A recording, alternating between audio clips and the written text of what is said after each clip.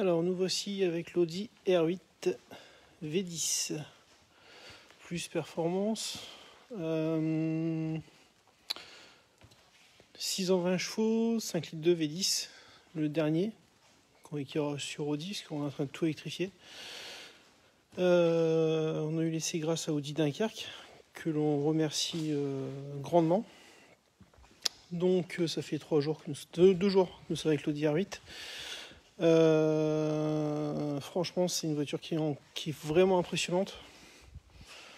On n'a pas de mots parce que c'est une voiture qui est tout le monde la regarde. Déjà en rouge c'est pas forcément discret, mais une voiture comme ça, est-ce que c'est fait pour être discret?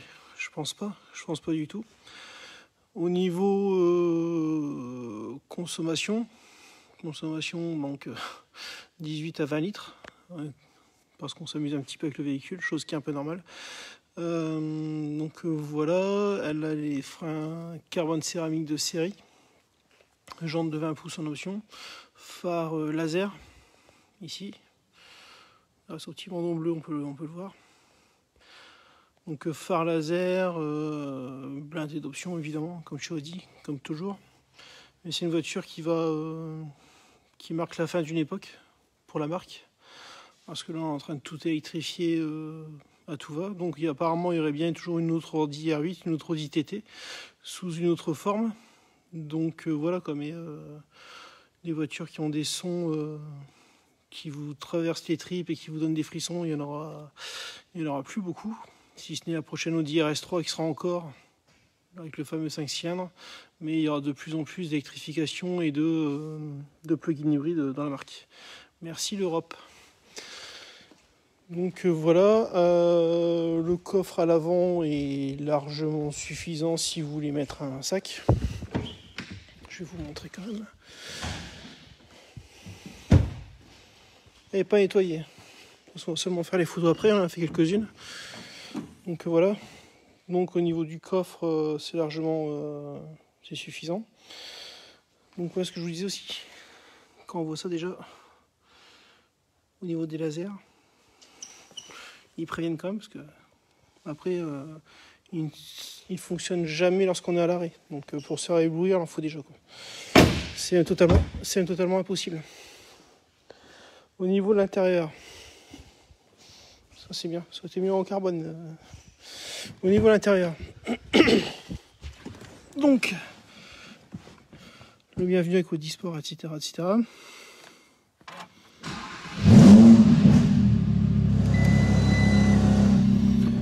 Au niveau de l'intérieur, donc c'est toujours le même principe, un virtual cockpit, toujours et encore. Là on a la puissance et le couple à droite, nos indications sur le côté, les consommations, donc je ne mens pas, consommation 20 litres 7 au 100, en moyenne on fait 23 litres, depuis le temps qu'elle a été mise à la route. On peut avoir d'autres informations comme l'affichage sport, les temps autour, les statistiques, le drive select, qui ici est en dynamique. On peut passer en individuel et paramétrer un peu sa voiture comme on veut. Donc c'est à dire que là on peut paramétrer la boîte, l'amortissement, la direction, le quattro si on veut plus dynamique, donc qui nous inscrira beaucoup plus facilement dans les virages, en conduite vraiment sportive, ou après on peut passer en confort, en auto. Nous ne sommes pas des as du pilotage, donc on laisse comme ça. Donc voilà un peu sur le côté, ce que je disais, par les affichages de sport, les temps autour, le drive select. On peut régler le véhicule aussi, comme d'habitude. Monte, heure, siège du conducteur. Toujours avec les animations sympas sur le côté. Ici, ça c'est pas mal ça. Toutes les animations en fonction de ce qu'on veut. Donc voilà. Les aides de conduite aussi à la conduite. Donc sur vitesse. Là 240 en France c'est impossible. On tient encore à avoir notre permis. Donc voilà quoi. Les climatisations, les entretiens contrôle, les affichages. L'affichage on peut paramétrer comme on veut, affichage sport ou affichage classique. Donc Léchage classique, ça sera un compteur standard, mais bon, une voiture pareille, il faut mettre un léchage de sport, chose qui est vraiment plus intéressant, quoi. Voilà un peu ce qu'on peut dire sur l'intérieur. À savoir que les commandes de climatisation sont, mais contrairement à ce qu'on pourrait croire, c'est super simple et intuitif. Franchement, c'est super simple l'utilisation. Le carbone qui est présent partout, comme vous pouvez le voir. Le monoposto, on va m'orienter conducteur. Il n'y a rien sur le passager, ne peut que subir nos accélérations.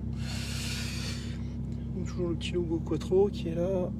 On de siège, le carbone toujours présent. Super belle qualité, ça, on ne peut pas reprocher chez Audi. Après, au niveau du moteur, oh, que c'est beau, hein, ça ronronne. Donc 5 V10 FSI, 5 litres 2, avec le carbone un peu partout.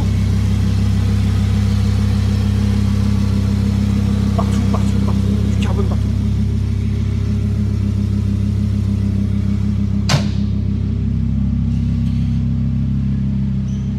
On a réussi à avoir quasiment toute la gamme RS au complet. Il ne manquera plus que l'Audi RS4 qu'on essaiera au mois de juin.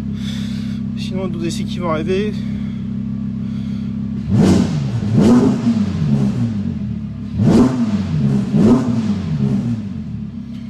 Voilà un peu le mode performance. Le mode performance, donc on entend déjà que c'est beaucoup plus nerveux.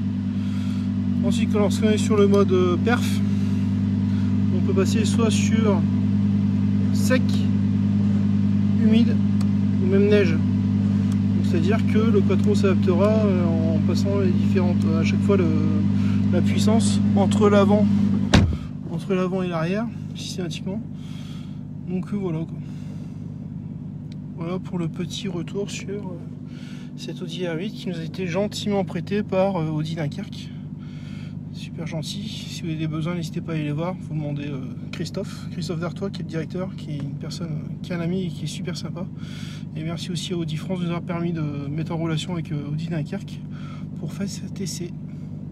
Voilà, si vous avez des questions, n'hésitez pas. Là, on va faire les photos, tout ça. On essaiera d'y répondre assez rapidement.